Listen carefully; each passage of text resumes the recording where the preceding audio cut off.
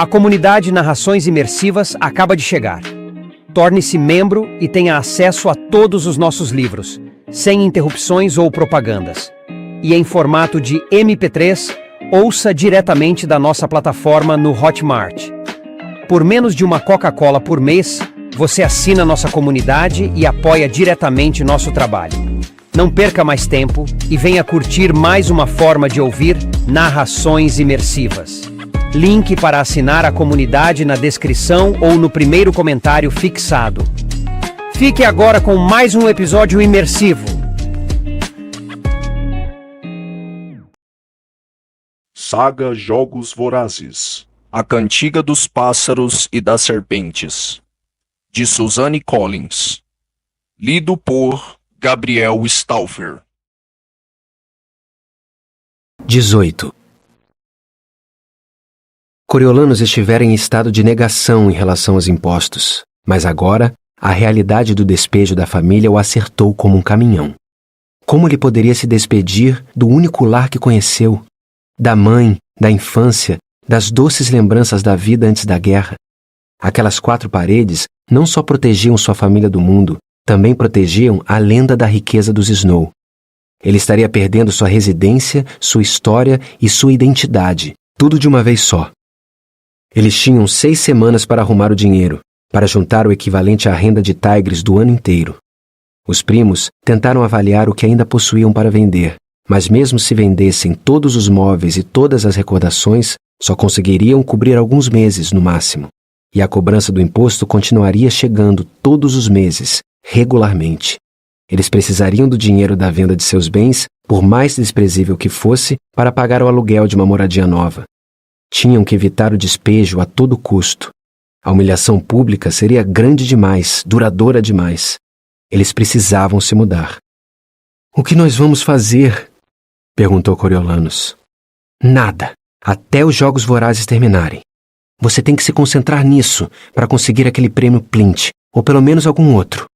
Eu cuido dessa parte", disse Tigres com firmeza. Ela preparou para ele uma xícara de leite quente adoçada com xarope de milho e fez carinho em sua cabeça latejante até ele adormecer. Ele sonhou com coisas violentas e perturbadoras, reprisou os eventos da arena e acordou com o de sempre. Pérola de Panem, cidade majestosa. Com o passar dos anos, você brilha mais. Sua avó continuaria cantando no apartamento alugado em 1 ou 2 meses? Ou estaria humilhada demais para erguer a voz de novo? Por mais que debochasse do recital matinal, a ideia o entristeceu. Enquanto se vestia, os pontos no braço repuxaram e ele lembrou que tinha que passar na cidadela para que fossem verificados. Seu rosto ralado estava com cascas de ferida escuras, mas o inchaço tinha diminuído. Ele passou um pouco do pó da mãe, e embora não cobrisse as cascas de ferida, o aroma o acalmou um pouco. A situação financeira desesperadora o fez aceitar as fichas que Tigres ofereceu sem hesitar. Para que economizar centavos se os dólares já não estavam presentes havia tanto tempo? No bonde, ele comeu o creme de nozes com biscoitos e tentou não comparar com os sanduíches de café da manhã da Sra. Plint.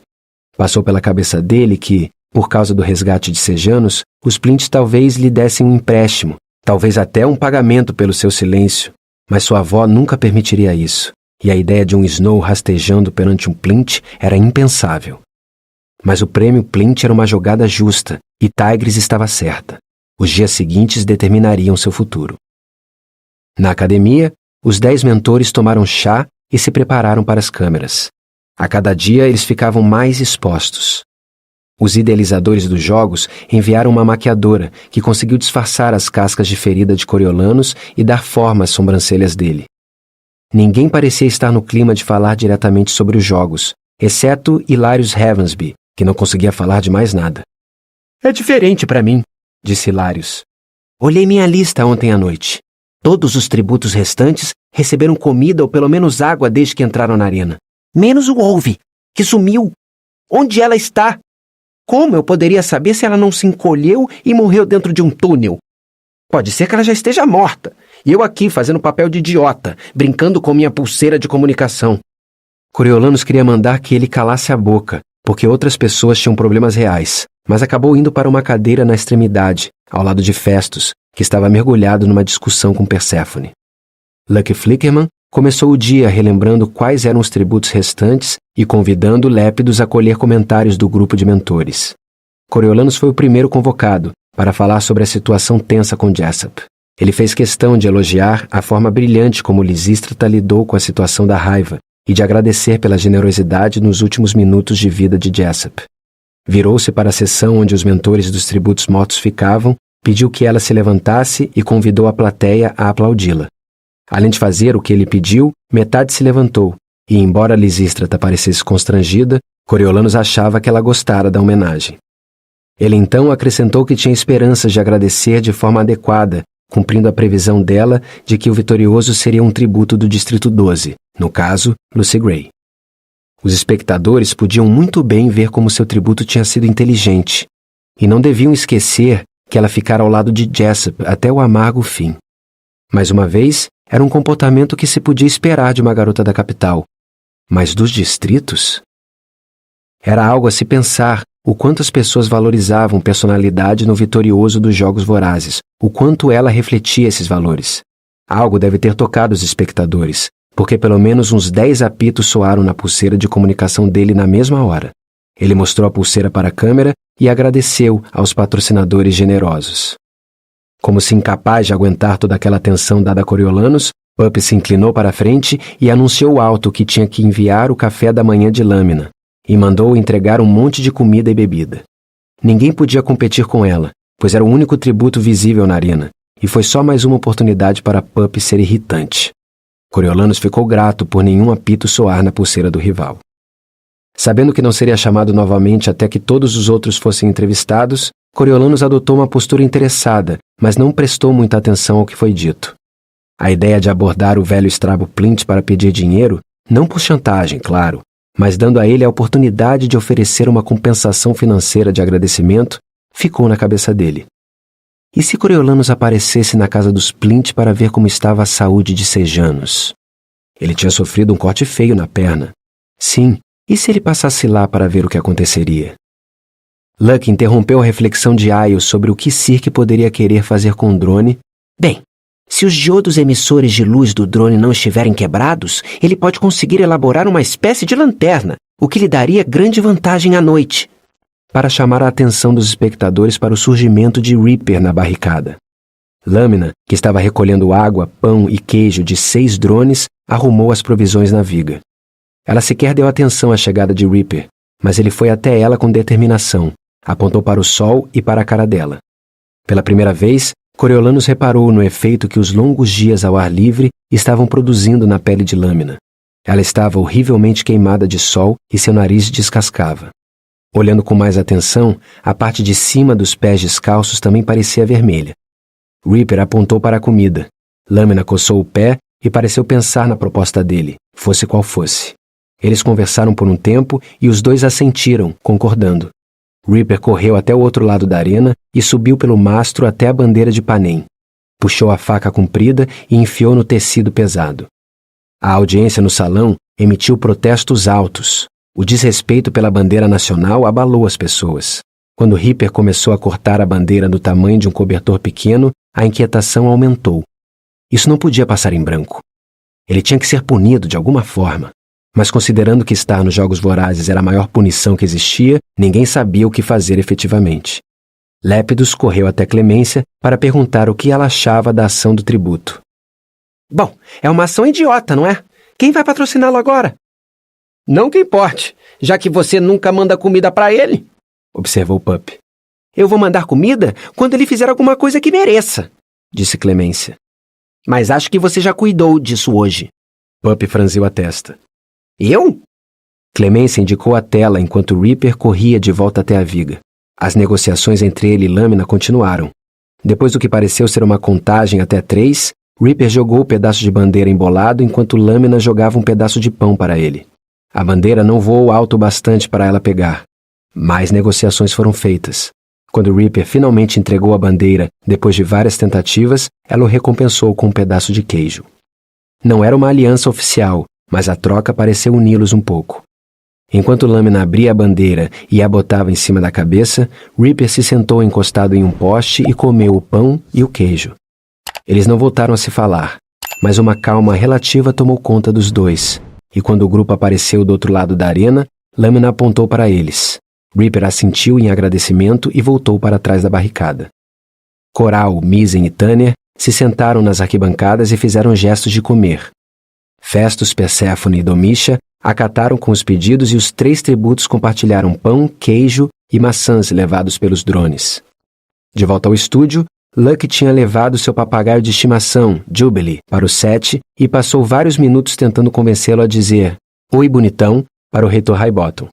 A ave, uma criatura lamentável lutando contra um problema de sarna, ficou empoleirada e muda no pulso de Luck enquanto o reitor esperava de braços cruzados. "Ah, fala, anda! Oi, bonitão! Oi, bonitão!" "Acho que ele não quer falar, Luck", disse o reitor Highbottom depois de um tempo. "Talvez não me ache bonitão." "O quê? Não! Ele só fica tímido na frente de estranhos." Ele ofereceu à ave. "Quer segurar?" O reitor se encostou na cadeira. "Não." Luck puxou Jubilee para o peito e fez carinho nas penas com a ponta do dedo. "Então, reitor Highbottom, o que você acha de tudo isso?" "Tudo o quê?" perguntou o reitor Highbottom. "Todas essas coisas? Tudo o que está acontecendo nos Jogos Vorazes." Luck balançou a mão no ar. "Tudo!" "Bom, estou notando uma nova interatividade nos jogos", disse o reitor Highbottom. Luck assentiu. "Interatividade. Continue." "Desde o começo. Até antes, na verdade.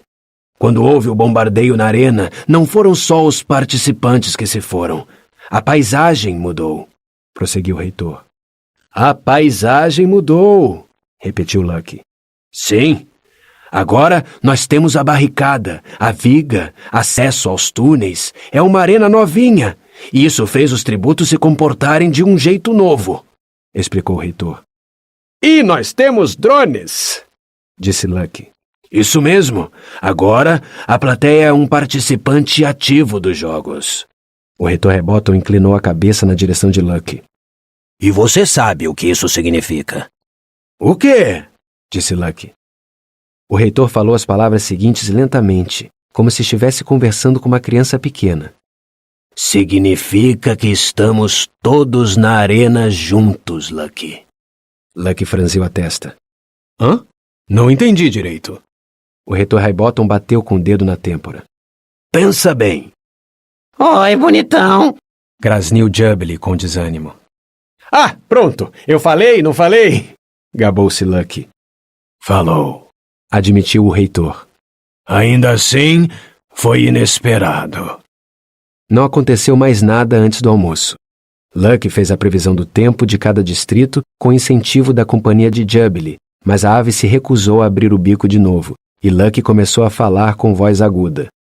"Como está o tempo no distrito 12, Jubilee?" Vai ter neve, Luck. "Neve em julho, Jubilee." A neve do Coriolanus. Snow de neve, entendeu? Coriolanus fez sinal de positivo quando mostraram a reação dele. Ele não conseguia acreditar que aquela era a sua vida. O almoço decepcionou, pois no cardápio só havia sanduíches de creme de nozes, e ele tinha lanchado creme de nozes no café da manhã. Ele comeu porque comia qualquer coisa que fosse de graça e era importante manter a força. Uma agitação se espalhou pelo salão, indicando que tinha algo acontecendo na tela, e ele correu de volta para seu lugar. Teria Lucy Gray reaparecido? Não tinha, mas a preguiça matinal do grupo cedera lugar à determinação. Os três atravessaram a arena até estarem embaixo da viga de lâmina. Ela não deu bola no começo, mas quando Tanner começou a bater com uma espada em um dos postes, ela ficou atenta. Lâmina se sentou e observou o grupo, e devia ter sentido uma mudança no ar, porque puxou o machado e a faca e os puliu na bandeira. Depois de uma breve agitação, na qual os tributos do Distrito 4 entregaram os tridentes para Tanner, o bando se separou. Coral e Misen foram cada um para um dos postes de metal que sustentavam a viga, e Tanner ficou parado diretamente embaixo de Lâmina, segurando o par de tridentes. Com as facas nos dentes, Coral e Misen assentiram um para o outro e começaram a escalar seus postes. Festus se mexeu na cadeira. Lá vamos nós! Eles não vão conseguir, disse Pup com agitação. Eles são treinados para trabalhar em navios. Sobem cordas o tempo todo, observou Perséfone. Cordames, disse Festus. Sim, entendi. Meu pai é comandante, afinal, disse Pup. Subir em cordas é diferente. Os postes são mais como árvores. Mas Pup estava irritando todo mundo, e os mentores sem tributo no confronto pareceram ansiosos para comentar. E os mastros? Perguntou Vipsânia. E hastes? Contribuiu Urban. Eles não vão conseguir, disse Pup. Mesmo que o par do Distrito 4 não tivesse o estilo tranquilo de Lâmina, eles estavam conseguindo. Subiam lentamente, cada vez mais alto. Tanner os orientou, pedindo a Coral para esperar um momento quando Misen ficou para trás. Olha, eles estão sincronizando para chegar no alto juntos, disse Aio. Eles estão fazendo com que ela escolha com quem lutar, e aí o outro vai chegar na viga. Aí ela mata um e desce, disse Pup. Onde Tanner vai estar esperando, lembrou Coriolanus. Bom, eu sei disso, disse Pup. O que vocês querem que eu faça? Eles não estão espumando com raiva, algo que se resolve fácil mandando água. Essa ideia nunca teria passado pela sua cabeça por conta própria, disse Festus. Claro que teria, disse Pup com rispidez. Calem a boca! Vocês todos! O silêncio se espalhou, mas mais porque Coral e Misen estavam chegando no alto. A cabeça de Lâmina ficou se virando de um lado para o outro, enquanto decidia quem confrontar. Então, foi na direção de Coral. Não! Não a garota! O garoto! Exclamou Pup, ficando de pé. Agora ela vai ter que lutar com o garoto na viga. Eu faria o mesmo. Não ia querer lutar contra aquela garota lá em cima, disse Domitia, e murmúrios de concordância soaram entre alguns mentores. Não? Pup reconsiderou. Talvez você esteja certa. Lâmina chegou na ponta da viga e golpeou com o machado na direção de Coral sem hesitar, quase acertando a cabeça da garota, mas só arrancando um tufo de cabelo. Coral recuou, desceu 1 metro, mas Lâmina golpeou mais algumas vezes, como se para deixar a situação bem clara. Como esperado, isso deu a Misen tempo de subir na viga, mas quando Tanner jogou o tridente para ele, a arma só percorreu 2/3 do caminho e caiu no chão. Lâmina deu um último golpe em Coral e foi rapidamente na direção de Misen. Ele não era páreo para os pés firmes dela na viga e só conseguiu dar alguns passos hesitantes antes que ela o alcançasse. Tanner foi melhor no segundo arremesso, mas o tridente quicou na parte de baixo da viga e caiu na terra. Como tinha se agachado para tentar pegar, Misen se impertigou na hora que Lâmina chegou, já batendo com a parte achatada do machado na parte externa do joelho dele. A força do golpe desequilibrou os dois, mas enquanto ela se recuperava montando na viga, Misen caiu, perdendo a faca e se segurando por pouco com um braço. Até o sistema de som da arena captou o grito de guerra de Coral quando ela alcançou o topo. Tanner correu até a ponta dela e conseguiu jogar o tridente para a garota. A facilidade com que Coral pegou a arma no ar extraiu algumas exclamações de admiração da plateia da capital. Lâmina fitou Misen, mas a condição em defesa dele não era ameaça imediata, e ela se virou e se preparou para o ataque de Coral. Lâmina tinha melhor equilíbrio, mas a arma de Coral tinha maior alcance. Depois que Lâmina conseguiu bloquear os primeiros golpes com o machado, Coral manuseou o tridente em um movimento giratório que distraiu o olhar antes de entrar no abdômen da oponente. Coral soltou a arma e deu um passo para trás, usando a faca como apoio. Mas não foi necessário. Lâmina caiu da viga e morreu com o impacto. Não! Gritou Pup, e a palavra ecoou por Heavensby Hall. Ele ficou imóvel por um momento, pegou a cadeira e saiu da área dos mentores, ignorando o microfone esticado de Lépidos. Ele botou a cadeira ao lado da de Lívia e saiu do salão. Coriolanus achou que ele estava tentando não chorar. Coral foi até Misen e ficou parada acima dele por um momento desconcertante, no qual Coriolanus se perguntou se ela estava planejando chutar o braço dele, fazendo-o despencar para o mesmo destino de Lâmina. Mas ela se sentou na viga, travou as pernas para ter apoio e o ajudou a subir. O machado tinha ferido o joelho dele, mas era difícil avaliar a gravidade. Ele meio deslizou e meio ativamente desceu pelo poste, seguido por Coral, que pegou o tridente sem uso no chão, onde Tanner o tinha abandonado. Misen se apoiou no poste e testou o joelho. Depois de executar um tipo de dança ao lado do corpo de Lâmina, Tanner foi até ele. Misen sorriu e levantou as mãos para uma comemoração de vitória. Tanner tinha acabado de fazer contato quando Coral enfiou o segundo tridente nas costas dele. Ele caiu para frente em cima de Misen, que, apoiado no poste, o empurrou para longe. Tanner deu meia volta, uma das mãos apalpando inutilmente as costas, como se tentando desalojar o tridente. Mas as pontas farpadas tinham entrado fundo. Ele caiu de joelhos, a expressão mais magoada do que chocada, e tombou de cara na terra. Misen terminou o serviço com uma faca no pescoço de Tanner. Misen voltou e se sentou encostado no poste enquanto Coral cortava uma tira do pano de bandeira de lâmina e começava a enrolar o joelho dele. No estúdio, o rosto de Lucky se repuxou em uma máscara cômica de choque. Vocês viram o que eu vi? Domisha tinha recolhido suas coisas em silêncio, os lábios apertados de decepção. Mas quando Lepidus ofereceu o microfone a ela, a garota falou com voz calma e distante. Foi uma surpresa. Eu achava que Tanner podia ganhar. E provavelmente teria ganhado se os aliados não o tivessem traído. Acho que esta é a mensagem. Cuidado com as pessoas em quem você confia. Dentro e fora da arena, disse Lepidus, assentindo com expressão sábia. Em todo lugar, concordou Domisha. Sabe, Tanner era uma pessoa de natureza boa. E o Distrito 4 tirou vantagem disso. Ela olhou com tristeza para Festus e Perséfone, sugerindo que isso refletia mal neles, e Lepidus estalou a língua com reprovação. Foi uma das muitas coisas que aprendi sendo mentora nos Jogos Vorazes. Sempre vou valorizar minha experiência aqui e desejo aos mentores que restaram toda a sorte do mundo. Belas palavras, Domisha. Acho que você acabou de mostrar aos seus colegas mentores como ser uma boa perdedora, disse Lepidus. Lucky? A imagem revelou Lucky tentando atrair Jubilee para que descesse de um candelabro com um biscoito. O quê? Você não vai falar com o outro? Qual é o nome dele? O filho do comandante. Ele se recusou a comentar, disse Lepidus. Bom, vamos voltar ao show, disse Lucky. Mas o show tinha acabado por enquanto. Coral terminou o curativo no joelho de Misen e recolheu os tridentes, retirando-os dos corpos das vítimas. Sem qualquer pressa, Misen foi mancando junto com Coral até o túnel de preferência deles. Satíria se aproximou e mandou os mentores rearrumarem as cadeiras em 2 filas de 4. Aio, Urban, Clemência e Vipsânia na frente, Coriolanus, Festus, Perséfone e Hilários atrás. A dança das cadeiras continuava. Talvez as indignidades de ser marionete de Lucky tivessem passado dos limites, pois Jubilee se recusou a descer do candelabro.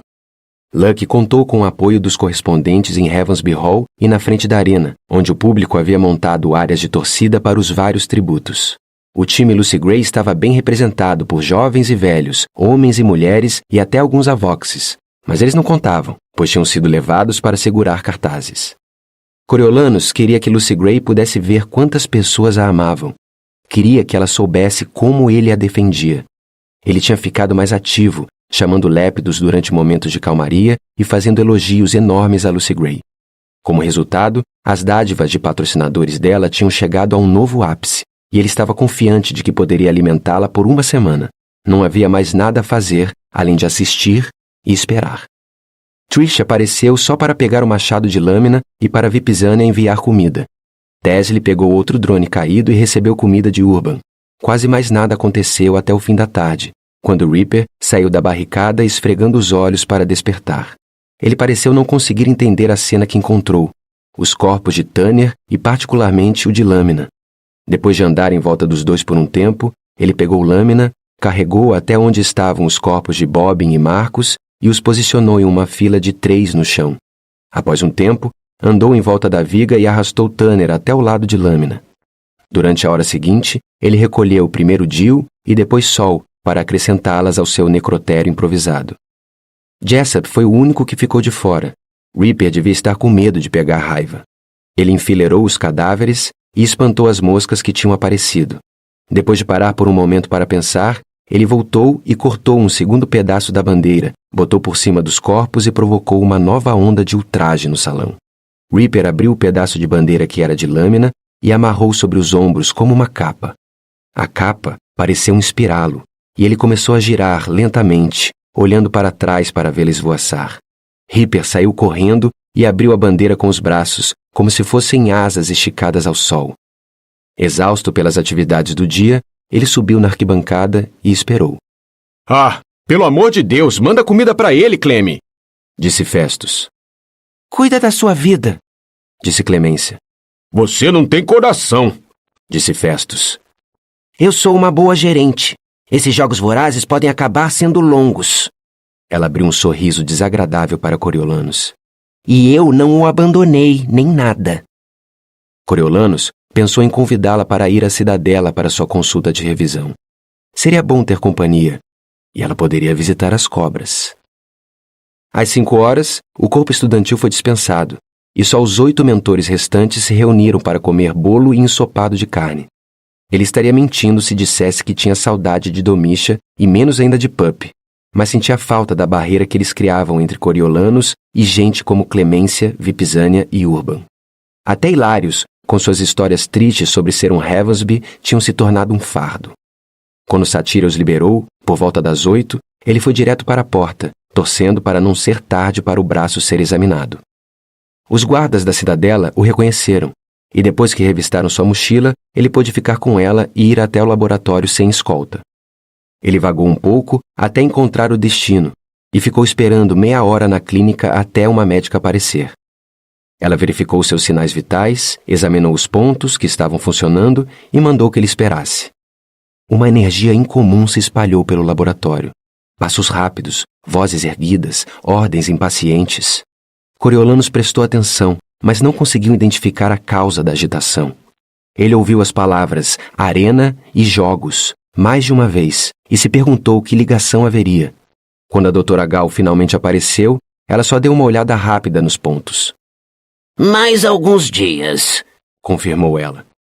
Me diga, Sr. Snow, você conhecia Gaius Brin? Conhecia? Perguntou Coriolanos, percebendo o uso do pretérito na mesma hora. Conheço. Nós somos colegas de turma. Sei que ele perdeu as pernas na arena. Ele Está morto. Complicações do bombardeio. Disse a doutora Gal. Ah, não. Coriolanos não conseguiu assimilar. Gaius morto? Gaius Brin? Ele se lembrou de uma piada que o colega tinha contado recentemente sobre quantos rebeldes eram necessários para amarrar um sapato. Eu nem o visitei no hospital. Quando é o funeral? Isso está sendo resolvido. Você precisa guardar segredo até fazermos um anúncio oficial. Avisou ela. Só estou contando agora para que pelo menos algum de vocês tenha algo inteligente a dizer para Lépidos. Acredito que você consiga providenciar isso. Sim, claro. Vai ser estranho anunciar durante os jogos, como se fosse uma vitória dos rebeldes, disse Coriolanos. Exatamente. Mas fique tranquilo, haverá repercussões. Na verdade, foi sua garota que me deu a ideia. Se ela vencer, temos que trocar umas ideias. E não esqueci que você me deve uma redação. Ela saiu e fechou a cortina ao passar. Liberado, Coriolanos abotoou a camisa e pegou a mochila. Sobre o que mesmo ele tinha que escrever? Alguma coisa relacionada a caos, controle, contratos? Ele tinha quase certeza de que começava com C. Quando se aproximou do elevador, ele encontrou 2 assistentes de laboratório à frente, tentando colocar um carrinho lá dentro. No carrinho havia um tanque enorme e cheio das cobras que atacaram Clemência. Ela mandou levar o cooler? Perguntou um dos assistentes. Não que eu lembre. Disse a outra assistente. Achei que elas tivessem sido alimentadas. Melhor verificarmos. Se estivermos errados, ela vai ficar louca. Ela reparou em Coriolanos. Desculpe, precisamos sair. Tudo bem, disse ele, e chegou para o lado para os 2 poderem tirar o tanque. As portas do elevador se fecharam e ele ouviu o zumbido dele subindo. Ah, desculpe. Volta em 1 minuto. Disse a segunda assistente. Tudo bem, repetiu Coriolanos.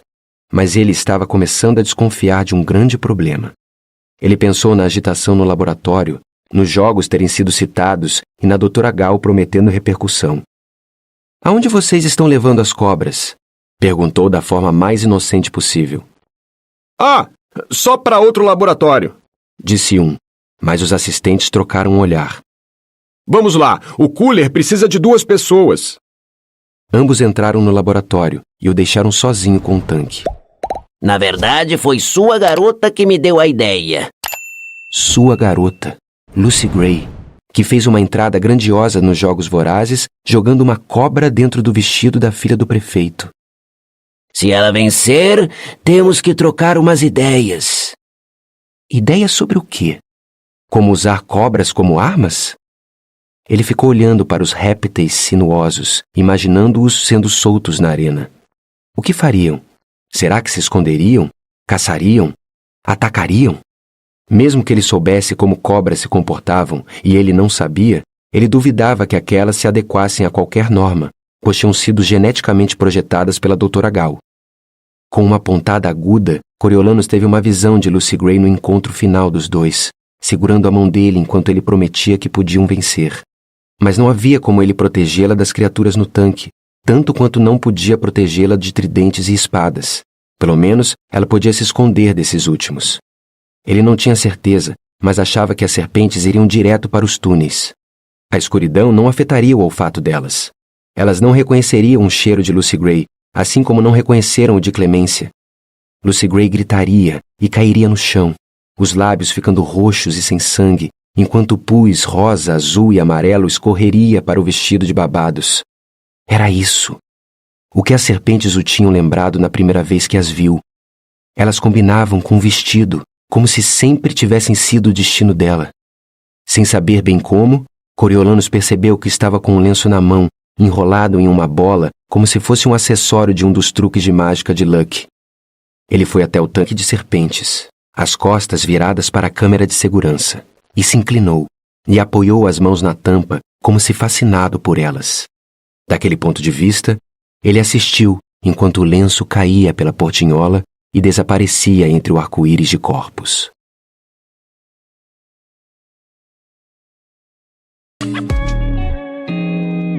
O canal Narrações Imersivas agradece por ter ouvido mais um episódio conosco. Acompanhe nossa página no Instagram e fique por dentro de todas as novidades do canal. E se você vê valor nesse projeto, considere apoiá-lo. Faça parte da nossa comunidade no Hotmart. Até a próxima com mais uma narração imersiva.